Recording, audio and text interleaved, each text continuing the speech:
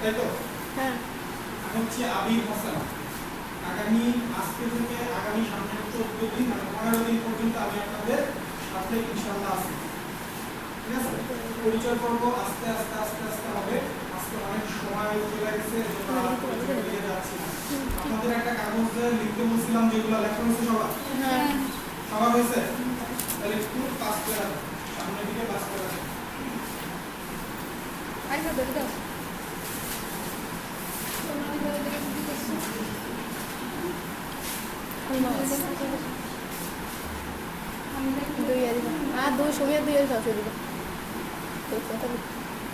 আমার নামটা কিন্তু ততটা কমন না, সচরাচর শোনা যায় না। আমার নামটা একেবারেই কমন। আমারটাও আনকমন হইলে ভালো লাগে। আমার পুরো নাম তো পাওয়া যায় না।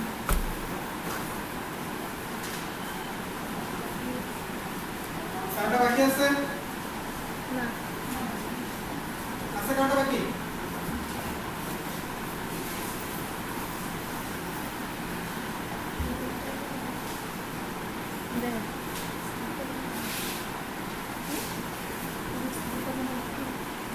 ভালো দেয়া যাবে না। ভালো দেয়া যাবে না, বাইক করবেন এরকম বাসের ভিতরে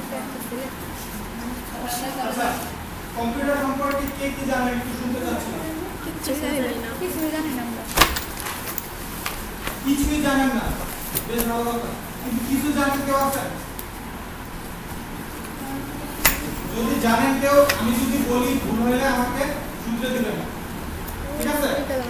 আচ্ছা, কম্পিউটারে যদি ইংরেজি আবিধানিক মানে হচ্ছে ইংরেজি মিনিংফুল কোনো সংজ্ঞা দিতে যায়, ডেফিনেশন যেটাকে বলি, তাহলে হইতেছে computer is a machine which takes inputs, store and manipulates data, process data and give a output in a useful format.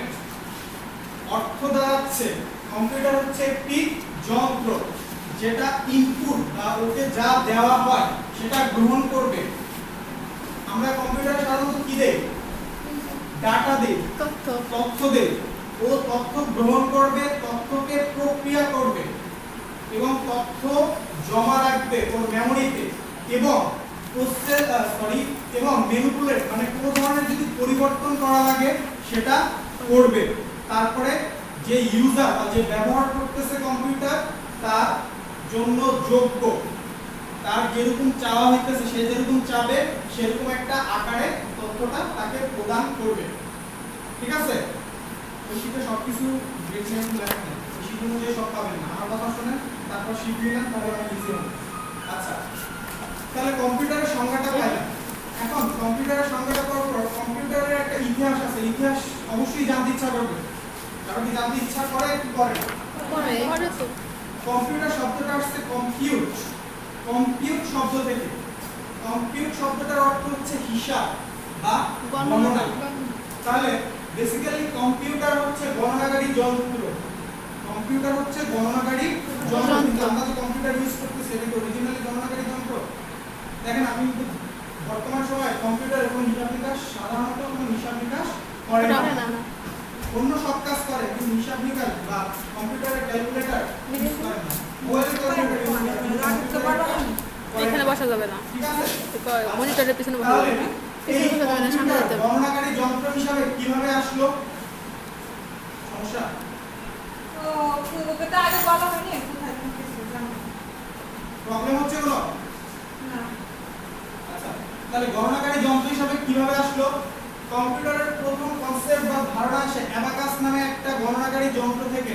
যে যন্ত্রটা ধারণা করা হয় খ্রিস্টপূর্ব মানে হচ্ছে যিশু খ্রিস্টের জন্মেরও আগে, তাকে বলা হয় বিসি বা বিফোর খ্রিস্ট মানে যিশু খ্রিস্ট। 450 বা 500 বছর আগে অ্যাবাকাস নামে একটা যন্ত্র আবিষ্কার করা হয়। যন্ত্রটা হচ্ছে অনেকটা তার ঝোলানো থাকতো, তার সাথে গোল রিং এর মতো থাকতো। পুঁতির ব্যাগ দেখছিলাম এখানে মনে কারো হাতে। আমরা তাসবিহ করি না? হ্যাঁ। তাসবিহতে যেরকম পুঁতিগুলো থাকে দেওয়া, ওরকম বড় বড় আকারের পুঁতি থাকতো। একটা একটা করে সরাতো 1 2 3 এভাবে গোনা হতো। ঠিক আছে? শুধু ওটা দিয়ে বেসিক্যালি করা যেত যোগ আর বিয়োগ। যে এই কয়টা আছে এই কয়টা গেছে, এই যোগ বিয়োগ করা যেত। তারপরে আসে নেপিয়ার বোন। জন নেপিয়ার নামক একজন বিজ্ঞানী এই কাজটা করেন। নেপিয়ার বোন নামক হিসাব নিকাশের একটা যন্ত্র শুরু করেন। তারপর আসে প্যাসকেল, এটাও হিসাব নিকাশের একটা যন্ত্র। এরপর এর ধারাবাহিকতায় আস্তে আস্তে আস্তে আস্তে 1801 এর দিকে চার্লস ব্যাবেজ নামে একজন বিজ্ঞানী একটা মেশিন আবিষ্কার করে, যেটাকে বলা হয় analytical engine. Analytical engine basically কম্পিউটারের শুরু, আমরা যে কম্পিউটার বর্তমানে ব্যবহার করতেছি এই কম্পিউটারের শুরু এই অ্যানালাইটিক্যাল ইঞ্জিন থেকে। এই জন্য চার্লস ব্যাবেজকে বলা হয় কম্পিউটারের জনক। আমার কথা বোঝা যাচ্ছে? জি। আচ্ছা, এরপর চার্লস ব্যাবেজের পর আস্তে আস্তে আস্তে আস্তে ধারাবাহিকতায় বর্তমান সময়ে আপনাদের সামনে যে কম্পিউটারগুলো আছে এই কম্পিউটার আসে। তো বেসিক্যালি কম্পিউটারের প্রজন্ম আছে 5টা। জেনারেশন বা প্রজন্ম বলতে যা বোঝায়, কম্পিউটারের প্রজন্ম আছে 5টা। ফার্স্ট জেনারেশন শুরু হয়েছে 1946 থেকে 1959 পর্যন্ত। 1946 থেকে 1959 পর্যন্ত। ঠিক আছে? তো এই ফার্স্ট জেনারেশনের কম্পিউটারের কিছু বৈশিষ্ট্য ছিল। বৈশিষ্ট্যগুলো ছিল এরকম যে এটা ভ্যাকুয়াম টিউব ইউজ হতো। ভ্যাকুয়াম টিউব কি কারণে ইউজ হতো পরের স্টেপে বুঝবো। যে এটার সাইজ, এই কম্পিউটারের সাইজ বিশাল ছিল। কিরকম বিশাল চিন্তা করেন, এখানে পাশে যে কয়টা রুম আছে, কয়টা রুম অ্যাড করলে যতখানি জায়গা হবে তার চেয়েও বেশি জায়গায় একটা কম্পিউটার থাকতো। একটা কম্পিউটার এর চেয়েও বেশি জায়গায় থাকতো। এখন জিনিস কোনো ডিভাইস বা যন্ত্র যত বড় হয়, কোনো মেশিন যত বড় হয়, তার ভিতরে চললে পর তাপ কি তত বেশি উৎপন্ন হয় না কম উৎপন্ন হয়? বেশি উৎপন্ন। যন্ত্র চললে তাপ উৎপন্ন হয়, এটা কি জানেন? তাপ উৎপন্ন। সাধারণ বিজ্ঞান সবাই করছেন না? জি। হ্যাঁ, যন্ত্র চললে তাপ উৎপন্ন হয়, এটা তো করছেন। হ্যাঁ, আচ্ছা, তাহলে যন্ত্র যত বেশি বড় হবে তত তাপ বেশি হবে না না কম হবে? বেশি হবে।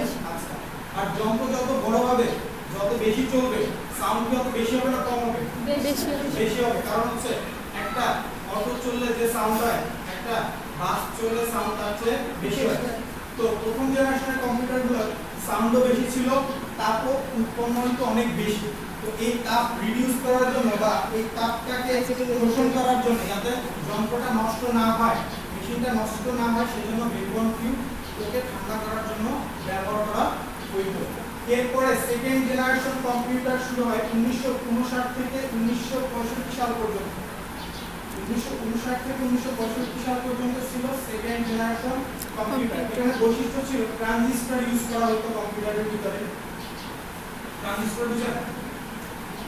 আচ্ছা, ট্রানজিস্টর হচ্ছে ইলেকট্রিক্যালের জিনিস, ট্রানজিস্টর ইউজ হতো। তারপর হচ্ছে ম্যাগনেটিক কোর মেমোরি। এর মেমোরি বা যেখানে জমা রাখা হতো সেটা ছিল চুম্বকের মাধ্যমে তৈরি ছিল।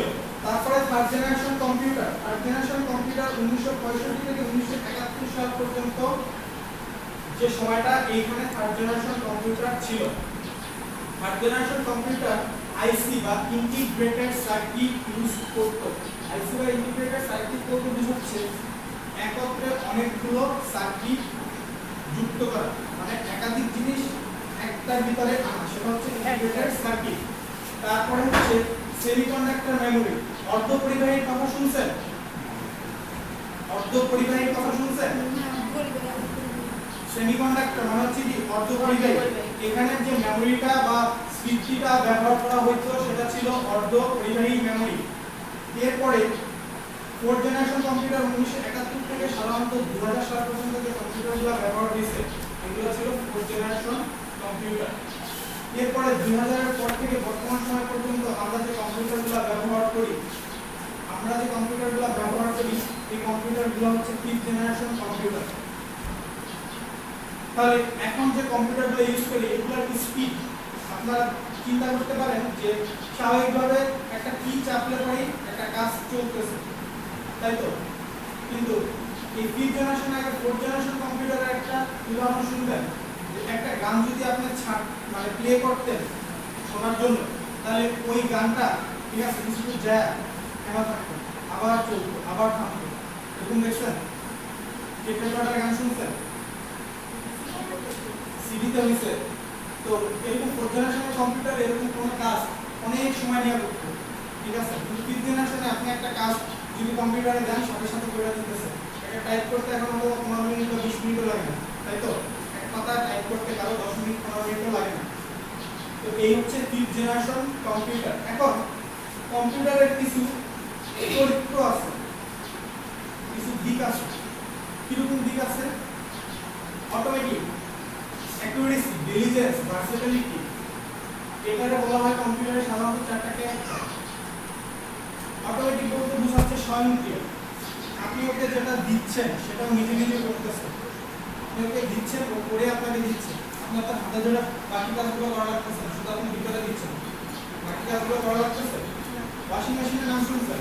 হ্যাঁ ওয়াশিং মেশিন কি করে? কাপড় ভিতরে দিলে পর পানি দিয়ে ডিটারজেন্ট দিয়ে দিলে পর ধুয়া শুকায় আপনাকে দিয়ে দিতেছে। স্বয়ংক্রিয়ভাবে কাজ করতেছে না? অটোমেটিক হচ্ছে স্বয়ংক্রিয়। কম্পিউটার এরকম একটা স্বয়ংক্রিয় যন্ত্র, এটা যা দিতেছেন ও নিজে নিজেই সেটা করে নিচ্ছে। এরপর হচ্ছে অ্যাকুরেসি, মানে হচ্ছে নিখুঁতভাবে, অ্যাকুরেট বা নিখুঁত যেটা, সেটা হচ্ছে অ্যাকুরেসি, মানে নিখুঁতভাবে। কম্পিউটারে একটা কাজ দিলে ও ভুল করছে এরকম কি কেউ বলতে পারেন? ও ভুল করে আপনাকে অ্যান্সার ভুল দিছে এরকম কি হয় যদি আপনি ভুল না করেন? আপনি একজনের জীবন বৃত্তান্ত লিখতেছেন, ঠিক আছে? জীবন বৃত্তান্ত লেখার সময় একটা মিস্টেক করে ফেলেছেন, একটা অক্ষর চেঞ্জ করছেন। এখন এই অক্ষরটা যে চেঞ্জ করছেন, এই অক্ষরটা যদি আপনি নিজে না চেঞ্জ করেন, কম্পিউটার কি কখনো চেঞ্জ করতে পারবে না। তাহলে ভুলটা কি কম্পিউটারে? কম্পিউটারে না, কম্পিউটার কখনো ভুল করে না। তারপর হচ্ছে ডিলিজেন্স। আমরা মানুষ, ডিলিজেন্স বলতে বোঝায় ক্লান্তিহীনতা। আমরা মানুষ, আমাদের ক্লান্তি আছে, ক্লান্তি আছে। সেই সকাল থেকে আপনারা উঠছে, পিঠা জেলায় গেছে, জেলা থেকে আবার এখানে আসছে, এইসব বসে আসছে, আরো অনেক বসে থাকবেন, তারপর আসতে যাবেন, সবাই ক্লান্ত। আমি কথা বলতেছি, কথা বলতে বলতে এখন আমি ক্লান্ত হয়ে যাবো, ঠিক আছে? কিন্তু কম্পিউটারকে এই যে ওপেন করা হয়েছে, এই কম্পিউটার যেগুলো ছিল এখানে সকাল থেকে ওপেন করছি, আমরা তো কাউন্ট করতেছি, কিন্তু কাউন্ট হচ্ছে, ক্লান্ত হবে না। তাহলে এটা হচ্ছে কম্পিউটারের ডিলিজেন্স বা ক্লান্তিহীনতা। এরপর হচ্ছে ভার্সিটিলিটি, মানে হচ্ছে বহুমুখিতা, একাধিক কাজ একত্রে করা। একটা কম্পিউটারে আপনি একটা কাজ কিন্তু শুধুমাত্র করতে পারবেন না।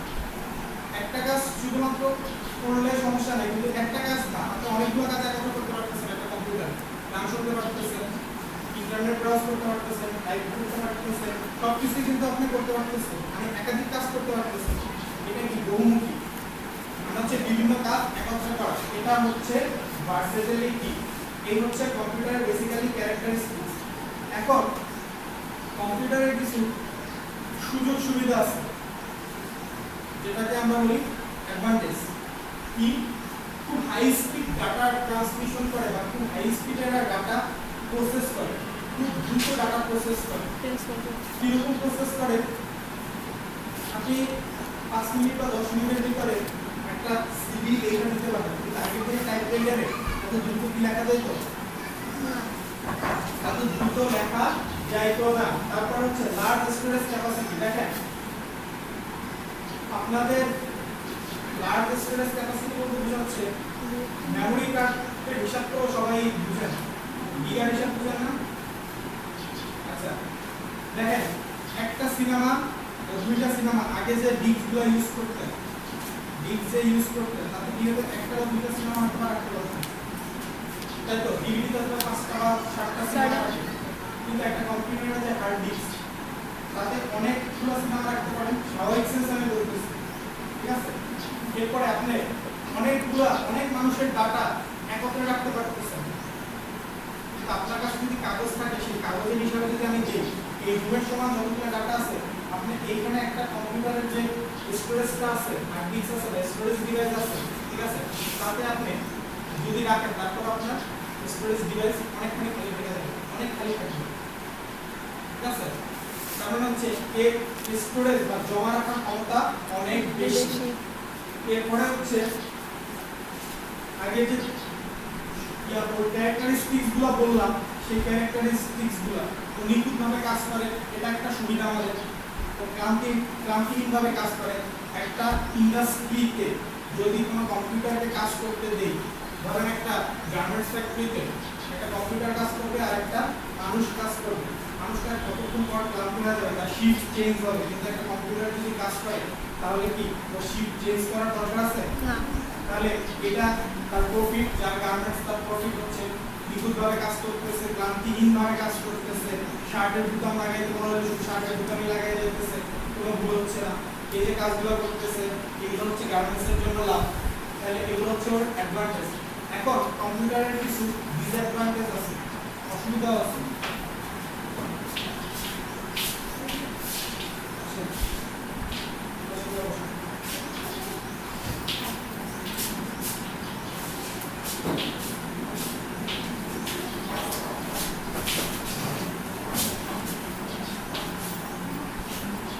এর কিছু ডিসঅ্যাডভান্টেজ বা অসুবিধা আছে। অসুবিধার ব্যাপারগুলো হচ্ছে কম্পিউটারের কোনো আইকিউ নাই। আইকিউ বিষয়টা কি কেউ জানে? সাধারণ জ্ঞান।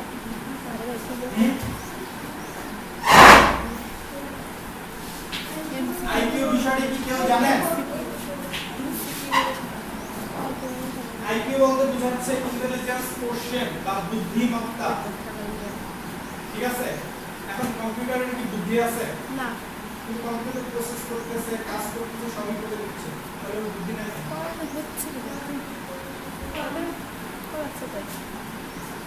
বুদ্ধিটা আমাদের বুদ্ধি কাজে লাগায় করে ব্যবহার করতেছে, বুদ্ধিও নাই, আছে? তার মানে কম্পিউটারের কোনো আইকিউ বা ইন্টেলিজেন্স কোশ্চেন বা বুদ্ধিমত্তা নাই। যদি বুদ্ধিমত্তা না থাকে তাহলে কেউ অনেক কিছুই করতে পারে না। আচ্ছা, কম্পিউটার এটাকে যদি আমি কেমনে করে লাইট অফ করি, ও কি ব্যথা পাইতেছে? তার মানে কম্পিউটারের কোনো ফিলিংস নাই। আমি হাঁটতেছি, পায়চারি করতেছি, আমি হাঁটতেছি বা পায়চারি করতেছি, নড়তেছি, কম্পিউটারটা একা করতে পারে? এটা কম্পিউটারের একটা ব্যাকিংস বা ডিসঅ্যাডভান্টেজ যাই বলে। তারপর হচ্ছে কম্পিউটারে যদি বুদ্ধি নাই, গরু, ছাগল এগুলো কি চিন্তা করে? এগুলো কখনো চিন্তা করে? তাহলে কম্পিউটারের বুদ্ধি নাই, তুমি কখনো চিন্তা করবে? যদি চিন্তা না করে ও কি কোনো ডিসিশন নিতে পারবে? না। এগুলো হচ্ছে কম্পিউটারের সাধারণত ডিসঅ্যাডভান্টেজ, ঠিক আছে?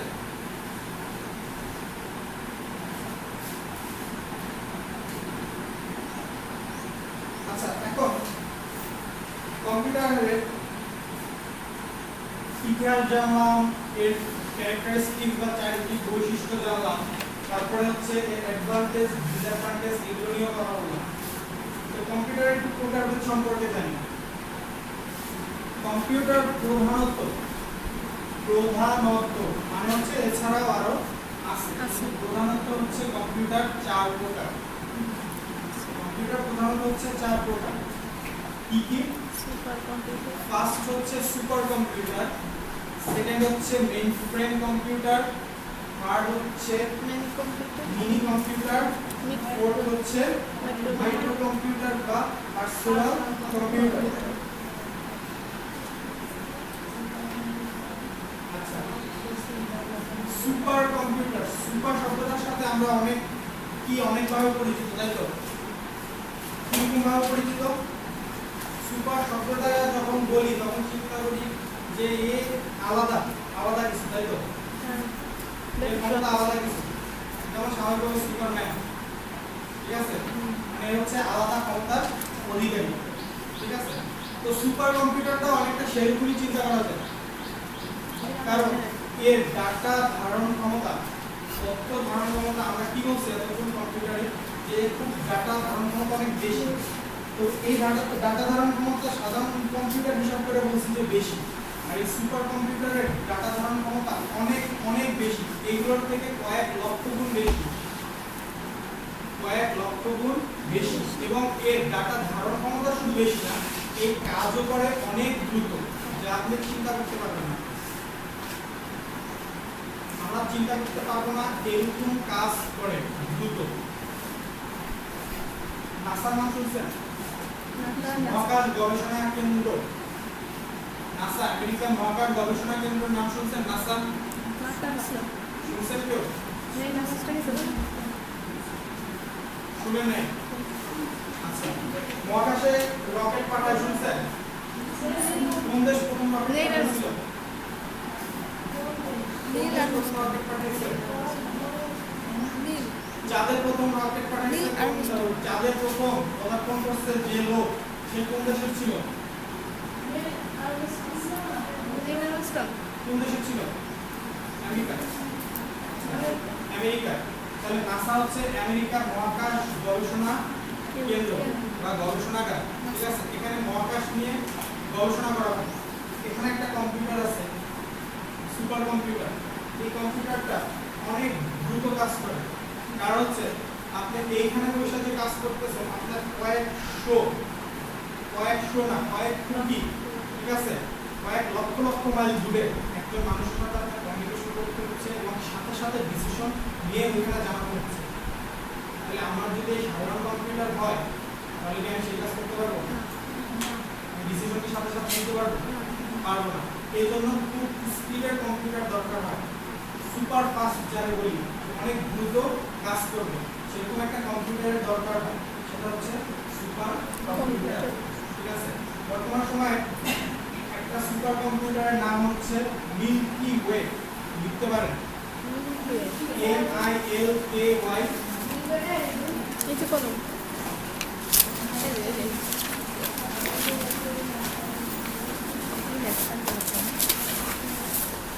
কপি সেটা আসলে MILKY WAY। Milky way. MI milky way. MILKY WAY।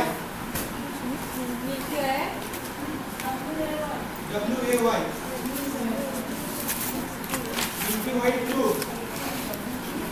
Milky Way 2 মানে 2।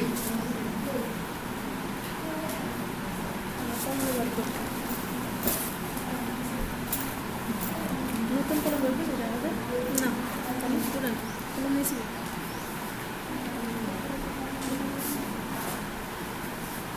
ঠিক আছে, এটা কোনো ছিল আগে মিল্কি এমআই লেখছিস মিল্কি ওয়ে। এই বলে বলেন তখন আচ্ছা, মিল্কি ওয়ে সুন্দর একটা বাংলা অর্থ আছে, এটা কি কেউ জানেন? স্যার বলেন, বলতে চাচ্ছিলেন, বলার সমস্যা নেই। জানি না জানেন আপনি? না মিল্কি ওয়ে শব্দটার অর্থ হচ্ছে ছায়াপথ। মহাকাশের উপরে যা আছে, যা দেখি আমরা, সবই হচ্ছে ছায়াপথ। ঠিক আছে, মিল্কি ওয়ে শব্দের অর্থ হচ্ছে ছায়াপথ। আচ্ছা, সুপার কম্পিউটার সম্পর্কে কারো কোনো প্রশ্ন আছে?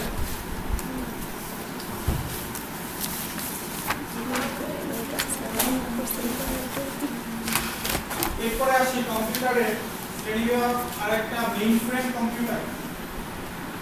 মেইন ফ্রেম কম্পিউটার আর সুপার কম্পিউটারের ভিতর পার্থক্য খুবই সামান্য, পার্থক্য। সুপার কম্পিউটার যেমন অনেক ডাটা একত্রে স্টোর করতে পারে এবং খুব দ্রুত কাজ করতে পারে, মেইন ফ্রেম কম্পিউটারও ঠিক একই রকম অনেক ডাটা রাখতে পারে এবং দ্রুত কাজ করতে পারে। কিন্তু মেইন ফ্রেম কম্পিউটার আর সুপার কম্পিউটারের ভিতর পার্থক্য হচ্ছে খুবই সামান্য। সেটা হচ্ছে সুপার কম্পিউটার অনেকগুলো কাজ বা একাধিক কাজ একত্রে করতে পারতেছে, কিন্তু মেইন ফ্রেম কম্পিউটার সাধারণত একই ধরনের কাজ করে। উদাহরণ যদি দেই, ধরেন বাংলাদেশ ব্যাংকের নাম শুনছেন? বাংলাদেশের কেন্দ্রীয় ব্যাংকের নাম বাংলাদেশ ব্যাংক। এছাড়া কিছু ব্যাংক আছে, অগ্রণী ব্যাংক, রূপালী ব্যাংক, সোনালী ব্যাংক, রূপালী ব্যাংক। এরপরে বিভিন্ন বেসরকারি ব্যাংক আছে, আরো আছে ব্র্যাক ব্যাংক আছে, ডাচ বাংলা ব্যাংক আছে, আশা আশা তো ঋণ দেওয়ার জন্য। ঠিক আছে, এরকম অনেকগুলো ব্যাংক আছে। যাই হোক, এখন প্রত্যেকটা ব্যাংকের যে প্রত্যেক দিনের হিসাব নিকাশ করছে এবং লোন দিচ্ছে, কে কয় টাকা লোন নিচ্ছে, এবং এরপর হচ্ছে যে আপনাদের বিভিন্ন ধরনের হিসাব নিকাশ হয়, অ্যাকাউন্ট খুলতেছে, অ্যাকাউন্ট থেকে টাকা তুলতেছে, যত ধরনের হিসাব নিকাশ হচ্ছে সবগুলো আপনার বাংলাদেশ ব্যাংকের কাছে প্রত্যেক দিন চলে যাচ্ছে। ঠিক আছে, চলে গেলে বাংলাদেশ ব্যাংক এটা দেখতেছে। তাহলে বাংলাদেশ ব্যাংকে অবশ্যই একটা কম্পিউটার থাকা উচিত, যে কম্পিউটারের মাধ্যমে ঠিক আছে, এই যে এতগুলো ব্যাংক আছে সবগুলো ব্যাংকে দেখা গেছে ডাটাগুলো রাখতে হইতেছে, ডাটাগুলো দ্রুত প্রসেস করতে হচ্ছে, খুব দ্রুত ডাটা প্রসেস করতে হচ্ছে না, নাহলে দেখা গেছে পোস্ট করো, দেখা গেছে রূপালী ব্যাংকের একটা হিসাব গভর্নমেন্ট আমাদের ব্যাংক দেখতেছে, কিন্তু এটা যদি ডাটা ট্রান্সমিশন বা ডাটা খুব দ্রুত হিসাব নিকাশ না করতে পারতো বা ডাটা প্রসেস না করতে পারতো, তাহলে কি এটা গভর্নমেন্টটা সহজে ধরা পড়ে? ধরা পড়বে? পড়বে না। আর সব ডাটা একত্রে রাখা তাহলে সম্ভব হবে না। তো মেইনফ্রেম কম্পিউটারের উদাহরণটা এরকমই, যেমন ফেসবুকের নাম শুনছেন? ফেসবুক আমরা ইউজ করি, কোটি কোটি মানুষ বিশ্বের ফেসবুক ইউজ করে না? এক একজনের বিভিন্ন ডাটা থাকে, ছবি থাকে, ভিডিও থাকে, কারো বিভিন্ন রকমের লেখা থাকে না? আপনি যখন যেদিন ফেসবুক অ্যাকাউন্ট খুলবেন সেই দিন থেকে আপনি যদি 10 বছর পর ওই আপনার 10 বছর আগের অ্যাকাউন্টের জিনিস দেখতে চান সেটাও আপনি দেখতে পারবেন। তাহলে আপনার এত দিনের যে ডাটা সব জমা হচ্ছে, তো ফেসবুকে জমা হচ্ছে, এই যে জমা হচ্ছে একটা জায়গায়, এই জায়গাটা নিয়ন্ত্রণ করতেছে মেইনফ্রেম কম্পিউটার, বেসিক্যালি মেইনফ্রেম কম্পিউটারে এই ডাটাগুলো জমা হচ্ছে। এবং আপনি যখনই বলতেছেন যে আমার এত তারিখের এত সালের ডাটা লাগতেছে ফেসবুকে বা আপনি খুঁজতেছেন, তখন কিন্তু ইজিলি পাচ্ছেন, তাহলে আপনার এটা সমস্যা হচ্ছে না, কারণ হচ্ছে মেইনফ্রেম কম্পিউটারের ডাটা প্রসেসের গতি এবং এর ডাটা স্টোরেজ ক্ষমতা অনেক বেশি, কিন্তু এর কাজ হচ্ছে একমুখী, একই ধরনের কাজ সাধারণত করে। যেমন ব্যাংকের ক্ষেত্রে উদাহরণ দিলাম, ব্যাংকের ক্ষেত্রে যে ধরনের মেইনফ্রেম কম্পিউটার ব্যবহৃত হবে ওই ধরনের মেইনফ্রেম কম্পিউটার আপনি ফেসবুকের ক্ষেত্রে ব্যবহার করতে পারবেন না। বা আপনি আপনার ইমেইল অ্যাকাউন্ট খোলার জন্য যে ওয়েবসাইটে বা আপনার যে অ্যাকাউন্টগুলো ইউজ করতেছেন সেগুলোর জন্য যে ধরনের আপনার মেইনফ্রেম কম্পিউটার ইউজ করবে, ওই একই ধরনের মেইনফ্রেম কম্পিউটার আপনি আপনার ফেসবুক অ্যাকাউন্টের জন্য ইউজ করতে পারবেন না। তার মানে মেইনফ্রেম কম্পিউটার সাধারণত একই ধরনের কাজ করে, কিন্তু এক একটা কাজ এক এক ধরনের মেইনফ্রেম কম্পিউটার ইউজুয়ালি করে। বোঝা গেছে? এরপরে আসি মিনি কম্পিউটার। মিনি কম্পিউটারের একটা সুন্দর সংজ্ঞা আছে, মিনি কম্পিউটারের একটা সুন্দর সংজ্ঞা আছে। মিনি কম্পিউটার বলতে বোঝাচ্ছে মেইনফ্রেম কম্পিউটারের চেয়ে ক্ষমতা কম, কিন্তু পার্সোনাল কম্পিউটার বা মাইক্রো কম্পিউটারের চেয়ে ক্ষমতা বেশি। এটাকে সাধারণত আমরা মিনি কম্পিউটার বলে থাকি।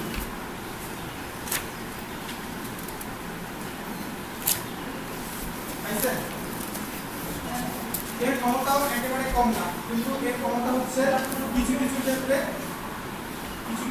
এর ক্ষমতা হচ্ছে আপনার লিমিটেড। যেমন হাসপাতালে এক্স-রে দেখছেন বা দেখেন না এমন কেউ আছে?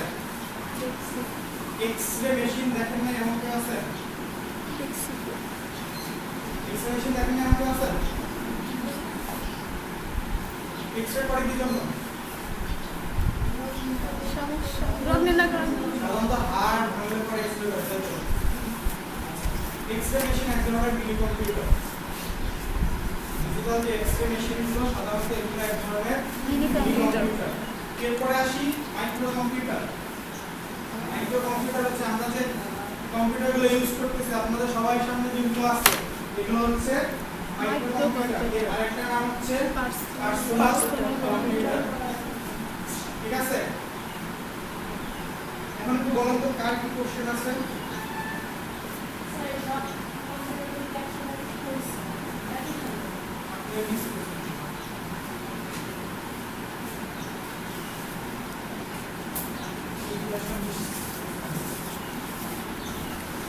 দেখবেন কার কোনো কোশ্চেন আছে কিনা?